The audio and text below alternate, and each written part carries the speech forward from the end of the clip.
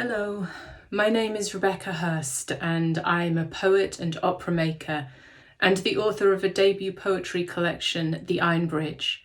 And today I would like to introduce myself and tell you a little bit about my book, which will be published by Carcanet in March 2024.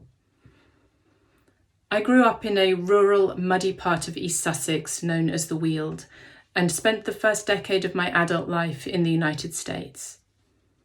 In a community college classroom in Fort Worth, Texas, I took my first creative writing workshop. I saw my first opera, Billy Budd, at the Dallas Opera, and although I set out as an art student, I eventually graduated with a degree in history and Russian from Smith College in Massachusetts. All these details are important to explain the genesis and jumble of my first collection of poems, along with the experience of becoming a mother at the age of 20, a pair of red Wellington boots I lost in the field at the age of 2, and the acres of time I've spent working on farms and in restaurants, offices, and factories. Moving back to the UK, I found or fought my way back into poetry writing on an MA in creative writing at the University of Sussex. And from there, I travelled to Manchester, my newfound home, where I walk along the River Goyt rather than the Ouse and look out onto the Pennine Hills instead of the South Downs.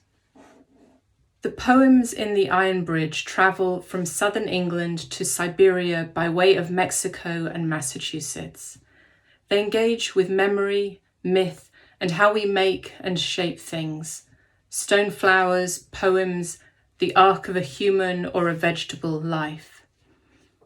They document the tensions between embodied and inherited landscapes and the way the climate crisis we're currently living through is reshaping both the natural world and our relationship to it.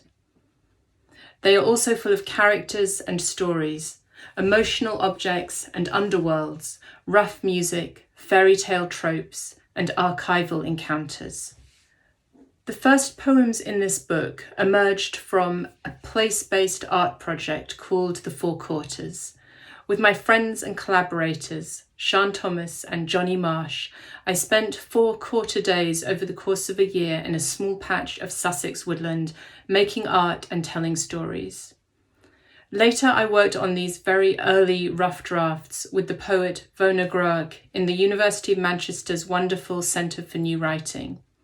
I also read versions of the poems at live literature events in and around Manchester.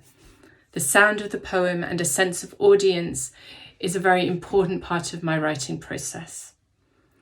And finally, I benefited from 2 wonderful artist in residencies at the Manchester Museum and John Rylands Library, both sources of inspiration and also offering time and space to think. Putting this selection together felt like a strange journey back through time. The Iron Bridge has been 10 years in the making, and over that time I've changed as much as the poems, some of which went through 20, 30, 40 drafts.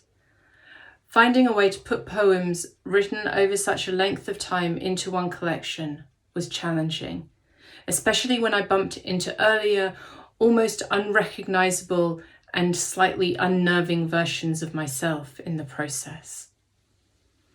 And this is perhaps a good place to say how grateful I am to everyone who shared their insights and ideas on these poems at different stages of their writing and rewriting. In particular, thank you to my amazing editor, John McAuliffe, and to everyone at Carcanet.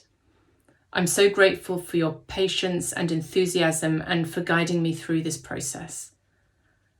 I would also like to say thank you to Emma Dane Wright at the Emma Press, who published my pamphlet, The Fox's Wedding, in 2022, and who helped me believe that these scratchy, restless, theatrical poems could be corralled together into some sort of cohesion and called a collection. My favourite poem in the collection is Pentecost, perhaps because it is full of spring, the season I'm speaking to you from.